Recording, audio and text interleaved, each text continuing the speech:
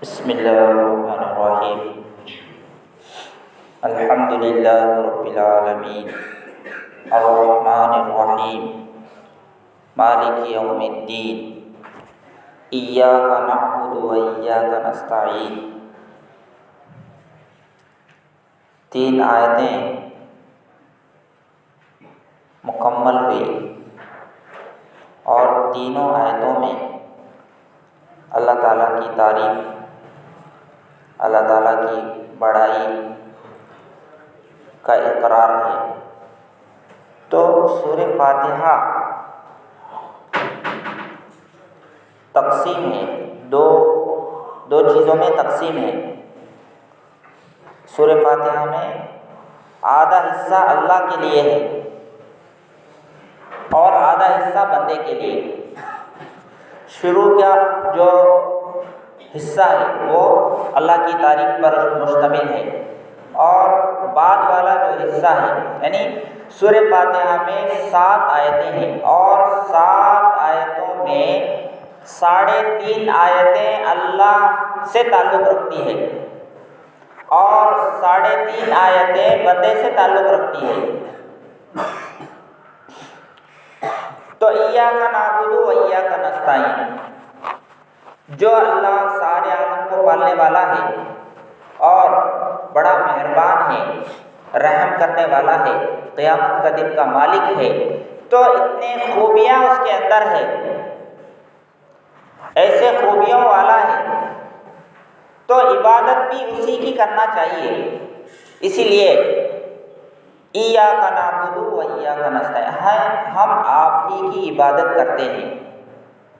تو عبادت اور بندگی صرف اللہ کی ہوگی، کسی اور کی نہیں ہوگی، کسی مخلوق کی عبادت نہیں ہوگی، کسی مخلوق کی پرستش نہیں ہوگی. گویا کہ بندہ اقرار کر رہا ہے ہم اے اللہ آپ ہی کی عبادت کریں گے، کسی کی عبادت نہیں کریں گے، آپ ہی کی بات مانیں گے، آپ ہی کی اطاعت کریں گے. تو 2 چیزیں، ایک اطاعت اور عبادت. اطاعت یعنی آپ ہی کی بات مانیں گے اور عبادت بھی آپ ہی کی کریں گے. تو ایاک نعبد، ہم آپ کی بندگی کرتے ہیں. تو بندگی کس کو کہتے ہیں؟ عبد. یہ لفظ جو ہے قرآن میں بہت استعمال ہوا. اعبدوا یا ایھا الناس اعبدوا ربکم، اپنے رب کی عبادت کرو. اے لوگوں اپنے رب کی عبادت کرو. اعبدوا اللہ، پیغمبر بار بار لوگوں کو کہتے ہیں یا ایھا الناس اعبدوا اللہ. قال یا قوم انی لکم رسول امین ان اعبدوا اللہ. ہر پیغمبر یہی کہتا ہے ان اعبدوا اللہ، ان اعبدوا اللہ، اللہ کی عبادت کرو، اللہ کی بندگی کرو، اللہ کی اطاعت کرو، اللہ کی بات مانو، اپنے نفس کی بات مت مانو، شیطان کی بات مت مانو، لوگوں کے مخلوق کی بات مت مانو. ماننا ہے صرف اللہ کی بات مانو، کیونکہ اسی نے پیدا کیا ہے. وہ تمہارا مالک ہے، تمہارا خالق ہے، تمہارا باڑی بنانے والا، تم کو تیار کرنے والا مالک ہے. اسی کی بات مانو، اسی کے سامنے اپنا سر جھکاؤ، اسی کی بندگی کرو. تو عبادت کسے کہتے ہیں؟ عبادت یعنی عظمت کے ساتھ، اللہ تعالیٰ کی عظمت کے ساتھ اور محبت کے ساتھ اپنے آپ کو ذلیل کرنا، کسی کے سامنے اس کی محبت میں اور اس کی عظمت میں یعنی اس کی بڑائی اور اس کی محبت میں اپنے آپ کو ذلیل کرنا، اپنے آپ کو چھوٹا سمجھنا اس کے سامنے، اس کو عبادت کہتے ہیں. اسی لیے جو ہے نماز ایک عبادت ہے. تو آدمی کا جو سب سے اہم پارٹ ہے سر انسان کا اہم پارٹ ہے اور بہت اونچا ہے. تو انسان گویا کہ نماز میں اپنے سر کو اللہ کے سامنے رکھ کر یہ میسج دیتا ہے کہ میں انتہائی ذلیل ہوں، آپ انتہائی عظیم ہیں، آپ کی ہستی بہت بڑی ہے، آپ بڑے محبت کے ساتھ میں جو ہے آپ کے سامنے میں اپنی ذلت پیش کر رہا ہوں۔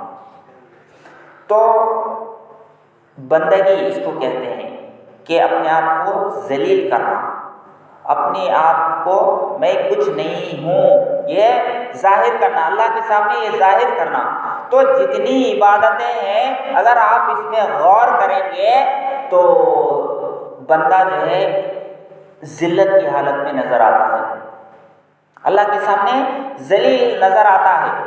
عبادتیں ہی ایسی دی گئی ہے انسان کو کہ وہ ذلیل دکھائی دے، ذلت کی حالت میں دکھائی دے۔ مثال کے طور پر حج ایک عبادت ہے، تو وہاں ڈریس کوڈ اس کو دیا گیا، چاہے کروڑ پتی ہو، چاہے لاکھوں پتی ہو، چاہے زمین کا مالک ہو، جائیداد کا مالک ہو اور کسی ملک کا مالک ہو، لیکن اس کو اس کی مرضی کی ڈریس پہننے کی اجازت نہیں ہے، اس کو دکھانے کی اجازت نہیں ہے کہ میں کروڑ پتی ہوں۔ سب کے لیے ایک ہی ڈریس، احرام کا کپڑا، دو کپڑے۔ تو ایسے ہی جو حج کو جاتا ہے اس کے لیے خوشبو لگانے کی اجازت نہیں، خوشبو لگانا اس کے لیے جائز نہیں ہے، خوشبو لگائے گا تو اس کا حج ہی نہیں ہوگا بلکہ دم لازم ہو جائے گا۔ تو خوشبو لگائے گا تو انسان کیا محسوس کرے گا؟ اپنے آپ کو اچھا محسوس کرے گا، میں بڑا ہوں، بڑا اچھا ہوں، میں ذرا اپنے کو نچ دوں، لوگ مجھے لائک کریں گے۔ خوشبو کے ذریعے سے کیا چاہتا؟ اپنی بڑائی اس کے اندر آتی تو اللہ تعالیٰ نے اس کو بھی ختم کر دیا، نہیں تمہیں تعریف کے لائق نہیں، تمہارے اندر کوئی کمال نہیں، اس لیے تمہیں خوشبو بھی استعمال مت کرو، کیوں تم میرے بندے ہو، میرا بندگی کا اظہار ہونا چاہیے۔ تو ایسے ہی روزہ ہے، روزہ اللہ کی عبادت ہے، تو اس کو بھی جو ہے اللہ کا حکم ہے کہ وہ بھوکا پیاسا رہے۔ رمضان میں کوئی یہ کہے کہ میں بڑا مالدار ہوں، میرے پاس کھانے پینے کی چیزوں کی کوئی کمی نہیں ہے، میں کیوں روزہ رکھوں؟ نہیں، تجھے بھی روزہ رکھنا پڑے گا، کیوں؟ تو میرا بندہ ہے، مالدار بعد میں ہے، پہلا میرا بندہ ہے۔ تو چاہے تمہارے پاس کچھ بھی مال ہو لیکن میری بندگی کرنا ہے، میرا حکم ماننا ہے۔ تو جیسے غریب آدمی بندگی دکھاتا ہے ایسے امیر بھی جو ہے وہ بھی اپنی بندگی دکھائے۔ تو بھوکا پیاسا رکھنا یہ بھی ایک اللہ کو بہت پسندیدہ عمل ہے۔ تو جتنی عبادتیں ہیں اس میں اندر اللہ کی بندگی جو ہے دکھائی دیتی ہے، اور بندہ کہتے ہی اسے ہیں جو 24 گھنٹے اللہ کے بندن میں بندھا ہوا ہو۔ بندہ کسے کہتے ہیں؟ جو 24 گھنٹے اللہ کی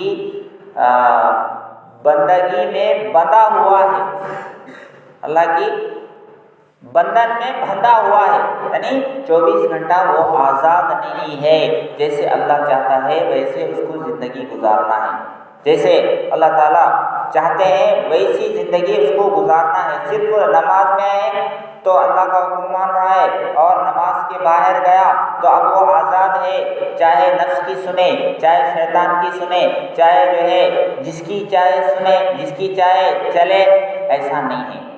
تو اللہ کی پرستش، ایاک نعبد، ہم آپ ہی کی عبادت کرتے ہیں۔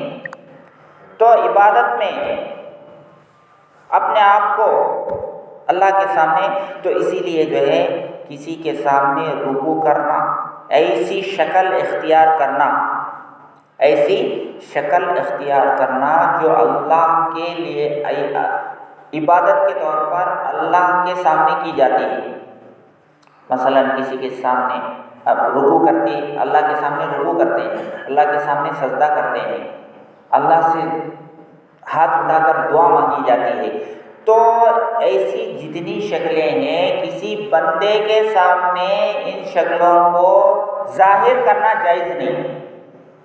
یعنی کسی کے سامنے آپ رکوع کر رہے ہیں، مورتی کے سامنے، درگاہ کے سامنے، پنجا کے سامنے، یا کسی بابا کے سامنے، یا کسی اور انسان کے سامنے، کسی اور مخلوق کے سامنے، تو جتنی عبادت کی شکلیں جو اللہ کے لیے ہے ان کو جو ہے کسی اور بندے کے سامنے آپ ظاہر نہیں کریں گے، تو پھر ایاک نعبد آپ کہہ رہے ہیں ہم اللہ کی بندگی کریں گے، لیکن دوسرا یہ چیزیں دوسرے کے سامنے بھی کر رہے ہیں، تو اس کا مطلب ہے تم جھوٹا اقرار کر رہے ہو.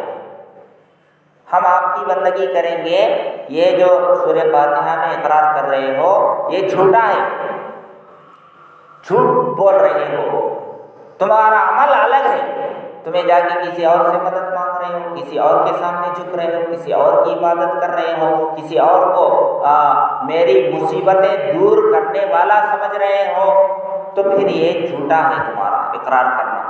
تو گویا کہ ایاک نعبد ہم آپ ہی کی عبادت کرتے ہیں یہ کہہ کر کے شرک کی نفی کرتا ہے انسان. شرک میں کسی کی عبادت نہیں کرتا، صرف آپ کی عبادت کروں.